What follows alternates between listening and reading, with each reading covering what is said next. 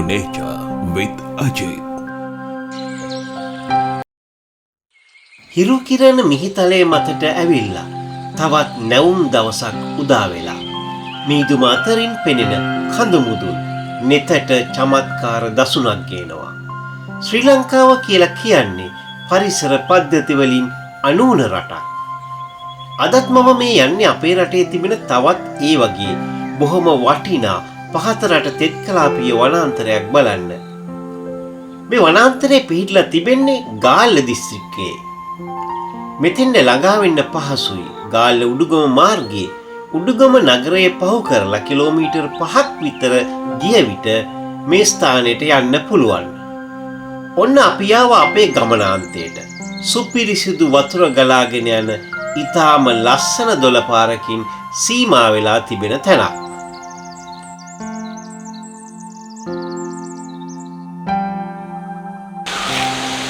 අපේ රටේ සුවිශේෂී පරිසර පද්ධති හොයාගෙන යන ගමනේ ඔන්න මං අද ආවා කන්නెలిයට. කන්නెలిය කියන්නේ අපේ රටේ තියෙන බොහොම වැදගත් තැනක්. හරිම ලස්සන පරිසර පද්ධතියක්. යමු මාත් එක්ක මේ කන්නెలిය බලන්න.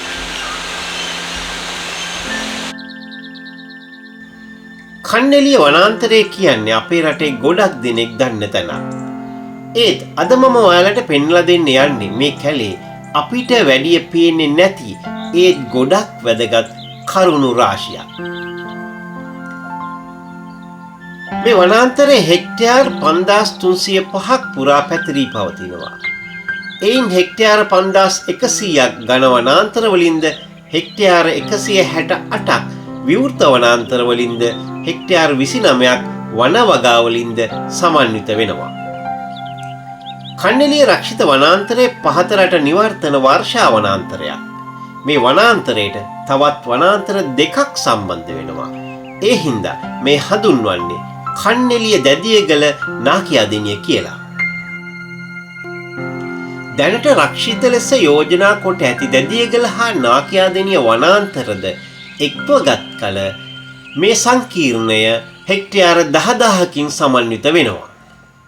කන්නెలిය වනාන්තරයේ ඇතුළත් ප්‍රදේශයට සාමාන්‍යයෙන් වාර්ෂික වර්ෂාපතනය මිලිමීටර් 4400ක් පමණ වෙනවා. වැඩිම වර්ෂාපතනයක් මැයි මාසයේ මැද සිට සැප්තැම්බර් මාසයේ අවසානය දක්වා පවතින නිරිත දිග මෝසම මගින් තමයි ලැබෙන්නේ.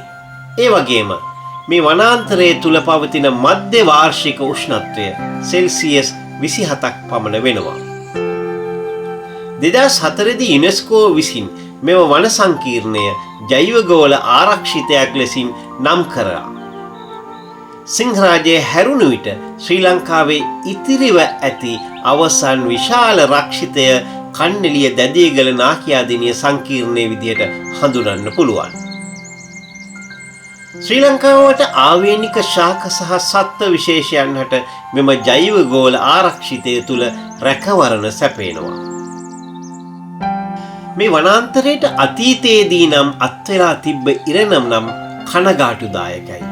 මේ කැලේ විශාල ගස් සියල්ලම පහේ 1960-70 දශකයේ කපලා ඉවත් කරලා තිබෙනවා තුනී ලෑලි නිෂ්පාදනය කරන්න. ඒ හින්දා අද අපිට දකින්න හම්බ වෙන්නේ ද්විතීක වනාන්තරයක්. කන්නెలిය රක්ෂිතය සැලකෙන්නේ ජෛව විවිධත්වයේ අනුව අතිශයින්ම වැදගත් වනාන්තර කලාපයක් විදිහට. එක් කුඩා ප්‍රදේශයක හමු වන වැඩිම ජෛව විවිධත්වයේ වාර්තා වන්නේ කන්නెలిයෙන් බවයි සැලකෙන්නේ. එපමණක් නොව 2004 දී මිනිසා හා ජෛවගෝල සංචිතයක් ලෙස යුනෙස්කෝ විසින් කන්නెలిය දැදියගල නාකියාදෙනිය ප්‍රදේශය නම් කොට තිබෙනවා. ජීවත් වෙන්න අත්‍යවශ්‍යම සාධකයක් තමයි වතුර. ඉතින් අපේ ගංගා පෝෂණය වෙන්නේ කොහොමද? මේ තමයි මේ කැලෙන් බින්දු බින්දු වතුර වැසිලා මේ පුංචි ඇලපාරක් පෝෂණය කරන හැටි. ඉතින් මේ ඇලපාර තව ඇලපාරවල් එක එකතු වෙලා ගඟක් විදිහට මුහුදට වැටෙනවා. ඒ වගේම තමයි අවුරුද්දේ හැමදාම මේ වගේ වනාන්තර වලින් මේ වගේ වතුර මේ ඇලවල් වලට නිකුත් කරනවා. ඉතින් මේක තමයි වැදගත්කම මේ වනාන්තරයක. මේ වනාන්තරයේ සතුව දිය පහරවල් 101කට වැඩි ප්‍රමාණයක් හඳුනාගෙන තිබෙනවා. ඒ නිසාම මෙම කලාපයේ දකුණු පළාතේ පවතින වැදගත් ගංගා පෝෂක ප්‍රදේශයක්. මේ වැසි වනාන්තරයේ ගින් සහ නිල්වලා ගංගා සඳහා ප්‍රධාන ජල පෝෂිතයයි. ඉරේලිය වැටෙනවත් එක්කම මල්වල පැණි බොන්න, පරාග ගන්න මීමැස්සෝ සමනල්ලු මේ පරිසරයට චමත්කාරයක් ගෙනෙනවා. කන්නලේට එනවනම් බලන්න දේවල් ඕන තරම් තිබෙනවා. මංපෙත් රාශියක් හමු වෙනවා. මේ වනාන්තරයේ ශාක විශේෂ ගණනාවකට වාසස්ථාන සපයනවා. කන්නලිය වනාන්තරය තුල සිදු කරනු ලැබූ පර්යේෂණවලට අනුව ශාක, පඳුරු සහ පැලෑටි වර්ග 301ක් හඳුනාගෙන ඇති අතර එයින් 52%ක ප්‍රමාණයක් ආවේනිකයි. මෙම විශේෂ අතුරින් විශේෂ 16ක් අන්තර්ජාතිකව වඳවීමේ තර්ජනයට මුහුණ පාලා තිබෙන අතර විශේෂ 26ක් ජාතික වශයෙන් වඳවීමේ තර්ජනයට මුහුණ පාලා තිබෙනවා. මේ වනාන්තරය තුල ඖෂධ ශාක වර්ග රාශියක් හමු වෙනවා. ඒ අතර බෙරළිය, වෙනිවැල්, එනසාල්, කුඩා හැඩය, මහා හැඩය, සඳරාජ, වනරාජ, කොකුම් සහ දුම්වල යන ශාක මුල් තැනක් ගන්නවා. මේ තියෙන්නේ අපි ආහාරයට ගන්න දූරියන් වලට නෑකම් කියන ශාකයක්. මේකට කියන්නේ වල් දූරියම් කියලා. මේ ගහත් අපේ රටට ආවේනිකයි. මේ වනාන්තරය තුල සත්ව විවිධත්වයේ සැලකීමේදී පක්ෂි විශේෂ 122කට වැඩි ප්‍රමාණයක් වාර්තා වෙලා තිබෙනවා. ඒ අතර අපේ රටට ආවේනික දුර්ලභ පක්ෂි විශේෂයක් වන බටඇටි කුකුලා දැක ගන්න පුළුවන්. මේ කුරුල්ලා දැක ගන්න බොහොම අමාරුයි. කැලේ ඇතුලේ හැංගිලා ජීවත් වෙන්නේ. මේත් අපේ රටට ආවේනික කුරුල්ලෙක්, කැහිබෙල්ලා. අලංකාර ඒ වගේම කන්නලියේදී ටිකක් දැක ගන්න අමාරු කෙනෙක්. පොළොව මතු පිට කොටසේ ජීවත් වෙන තවත් අපේ රටට ආවේනික කුරුල්ලෙක් ඉන්නවා. එයාට කියන්නේ තිත්පිය තිරාසිකයා කියලා. මේ අපේ රටට සංචාරක කුරුල්ලෝ එන කාලේ. මේ ඒ වගේ අමුත්තෙක්. ලය බොර මැසිමාරා. බොහෝ වෙලාවක් එකම තැනක ඉඳලා ඉගිලිලා ගිහිල්ලා කුඩා මැස්සෝ කෘමීන් අල්ලන කෙනෙක්. අද මගේ ගමනේදී තවත් කුරුල්ලෝ ගණනාවක් දකින්න පුළුවන් වුණා. මේ ඒ කීප දෙනෙක්.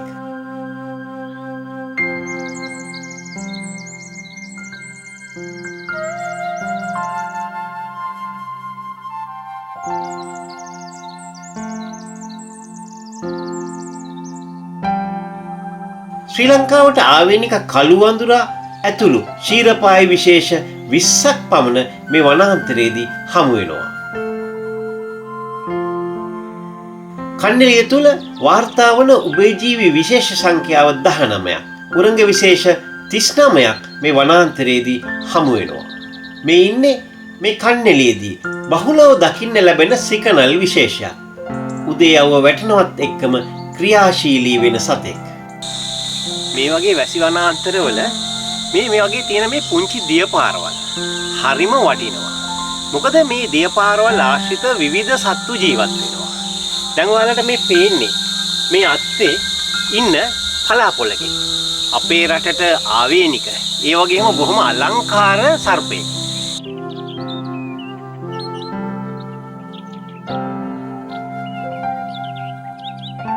මේ ඉන්නේ අපේ රටේ දැඩි ලෙස වඳවීමේ තර්ජනයට මුහුණ පාලා ඉන්න රළු අංකටුස්සා.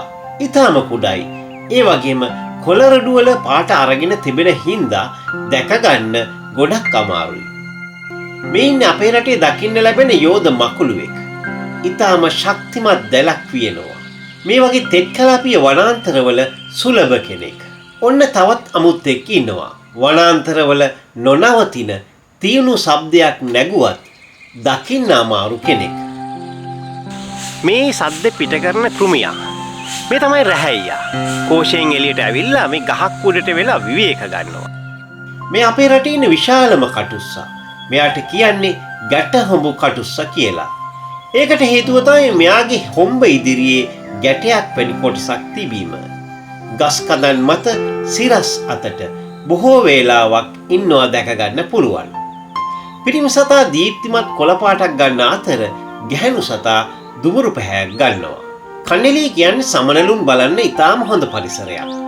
අද මට සමනල් විශේෂ රාශියක් හම්බ වුණා.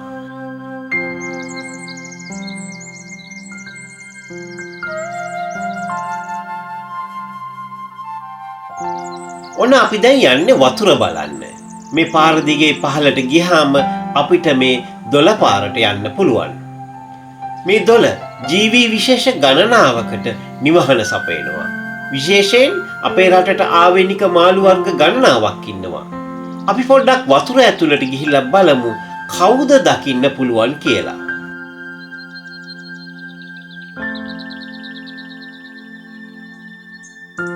මේ කන්නැලිය ආශ්‍රිතව තිබෙන දිය පහරවල් වල මත්ස්‍ය විශේෂ 24ක් වාර්තා වෙලා තිබෙනවා.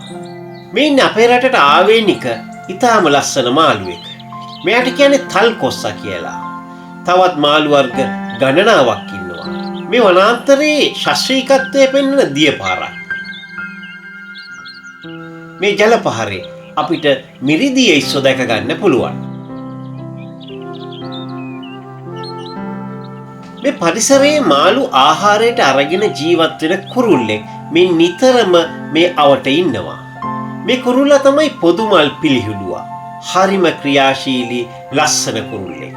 මෙවැනි තෙත පරිසරයක් ප්‍රිය කරන සත්තු ගොඩක් ඉන්නවා. විශේෂයෙන් මේ ගොළු බෙල්ලන් හැකරැල්ලන් දකින්න හම්බ වෙනවා. මේ යෝධ හැකරැල්ලා. මේ යෝධ හැකරැල්ලා තෙත් කලාපයේ බහුලවම දකින්න පුළුවන් සතෙක්. මේ තවත් තෙත් කලාපයේ අලංකාර කොළ පාට ගොළු බෙල්ලෙක් ගස් කඳන් සහ පත්‍ර මත ජීවත් වෙනවා. ජලය තම ජීවන චක්‍රයේ එක කොටසක් කරගත් සතුන් කොටසක් තමයි බත්කූරෝ සහ ඉරටකූරෝ. අද අපිට මේ කන්නැලිය පරිසරයේ බත්කූරෝ විශේෂ ගණනාවක් දැක ගන්න පුළුවන් වුණා. මීට අමතරව කෘමි සතුන් වර්ග 100 ගණනක් සඳහා කන්නැලිය වාසස්ථාන සපයනවා. කන්නැලිය නරඹන්නේ නායකගේ ප්‍රියතම තැන් කීපයක් තිබෙනවා.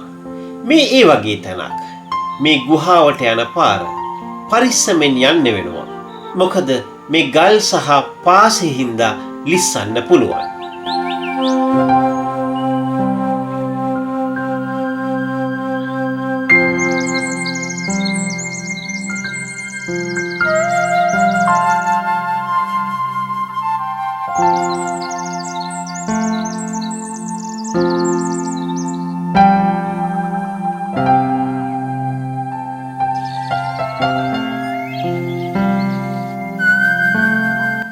ඔන්න මේ ගුහාවෙන් එළියට එන පාර තරමක් දුෂ්කරයි.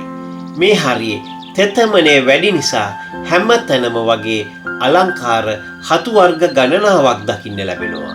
ඇතැම් වර්ග ගස් කඳන් වල දි รา ගිය කොටන් මත කොළරොඩු අතරේ වගේම පොළොව මතු පිටත් වර්ධනය වෙනවා. සමහර විශේෂ දීප්තිමත් වර්ණ දරනවා. ඔන්න අද මගේ ගමනේ ගමනාන්තයට ළඟා වෙන්න යන්නේ. කවුරුත් යන්න කැමති අනගිමල දිය ඇල්ලට යන ගමන තමයි මේ. මේ තමයි අනගිමල දිය ඇල්ල. දෙස් විදෙස් සංචාරකයින්ගේ ආකර්ෂණය දිනාගත් තැනක්. ඉහළින් කඩා හැලෙන දිය දහර කන්නැලියට අපූර්ව සුන්දරත්වයක් එක් කරනවා. දවසක් පුරාවටම කන්නැලිය වනාන්තරයේ ඇවිදලා මම බොහෝ දේවල් ඔබට පෙන්වලා දුන්නා. මේ අපේ උරුමය. ඉතින් මෙවන් වටිනා පරිසර පද්ධති මතු පරපුරට ආරක්ෂා කරන එක තමයි අපේ වගකීම.